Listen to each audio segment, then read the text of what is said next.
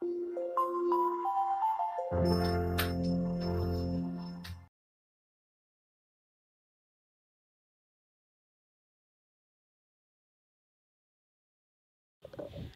Friends, welcome back to my YouTube channel study art of. So friends, आज की class में मैं discuss करने वाली हूँ इम्पॉर्टेंट ग्रंथ के बारे में।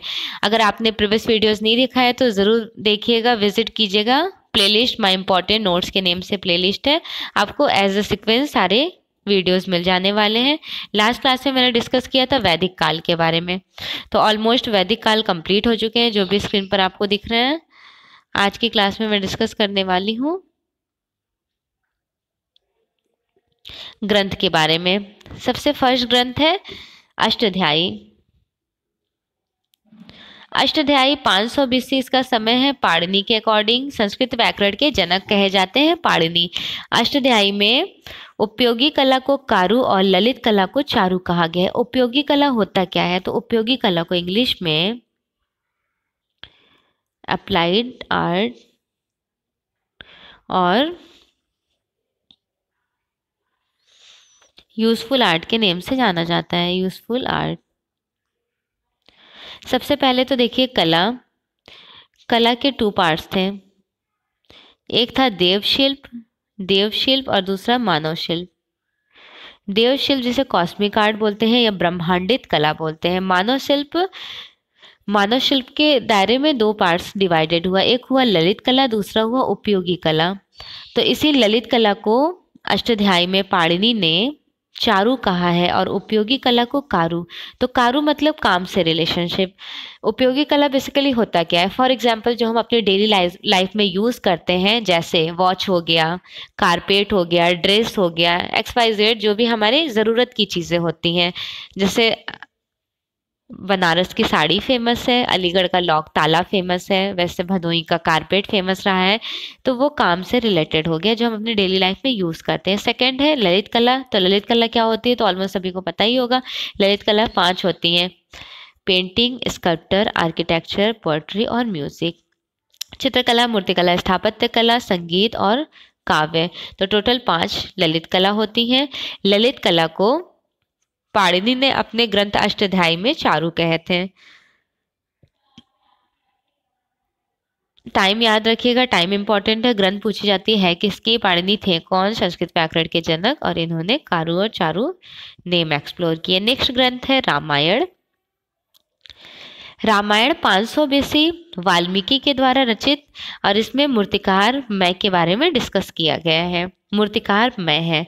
जिस तरह से महाभारत में कलाकार मयासुर हैं, उसी तरह से रामायण में मूर्तिकार मैं है। वाल्मीकि का एक्चुअल में अर्थ होता है दमिक की दामी मिट्टी। इसमें उल्लेखित है कि अश्वमेध यज्ञ के समय सीता की स्वर्ण प्रतिमा मैं नामक शिल्पी ने बनाए। शिल्पी मैं नेम था। प्राचीन समय में कला को शिल्प कहा जाता था, कला को शिल्प कहा जाता था और कलाकार को शिल्पी या शिल्पीन कहा जाता था। तो रामायण काल में महत्वपूर्ण मूर्तिकार थे मैं। इन्होंने सीता का स्वर्ण प्रतिमा रेडी की है। श्री राम के राजप्रसाद पर भित्ति चित्र रामायण काल में ही सुंदर स्त्रियों के हथनियों के कपोलों, गालों पर चित्रांकन भी इसी समय में किया गया था। नेक्स्ट ग्रंथ है महाभारत। महाभारत 400 BC का है, वेद व्यास के द्वारा रचित है। चित्रकार यहाँ पे मयासुर हैं। डिफरेंस क्लियर हो गया? जिस तरह से रामायण में मूर्तिकार थे मैं, उसी तरह से यहाँ पर चित्रकार का नेम है मयासुर।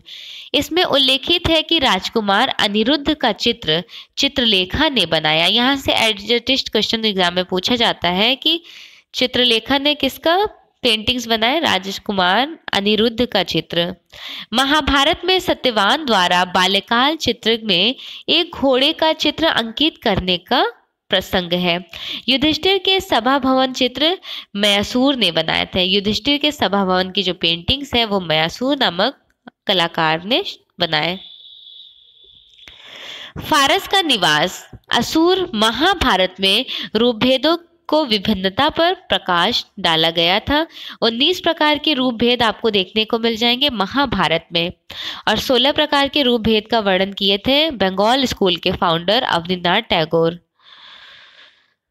अवनींद्रनाथ टैगोर, बंगाल स्कूल का टाइम है 1895 टू 1920, और अवनींद्रनाथ Tagore as a professor enrolled हुए थे 1905 में, 1915 तक यहाँ पे एज ए प्रोफेसर रहे थे, इसलिए इस टाइम ड्यूरेशन को चरम बंगाल या चरम पुनरुत्थान काल कहा जाता है।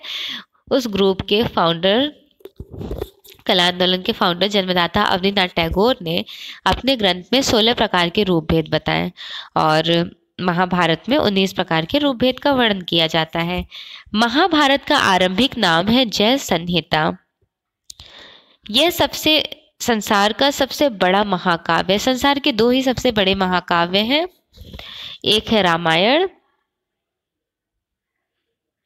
और दूसरा है महाभारत। रामायण के रचयिता हो गए वाल्मीकि, महाभारत के वेद व्यास। ओके, सारे टर्म्स यहाँ पर क्लियर हैं। नेक्स्ट ग्रंथ है चित्रलक्षण। चित्रलक्षण के बारे में मैं नेक्स्ट क्लास में डिस्कस करूंगी। इन फ्यूचर जब भी आप मेरा वीडियोस देख रहे होंगे, सीक्वेंस से देखने के लिए प्लीज़ प्लीज़ प्लीज़ प्लेलिस्ट ज़रूर विजिट कीजिएगा, जिससे आपको किसी भी तरह की डाउट्स ना हो और एज ए सीक्वेंस आप सारे वीडियोस देख लें। सो क्लासेस ऑफ करते हैं। क्लासेस कैसी लगी फीडबैक ज़रूर दीजिएगा। Thanks for watching. Best wishes for your exam.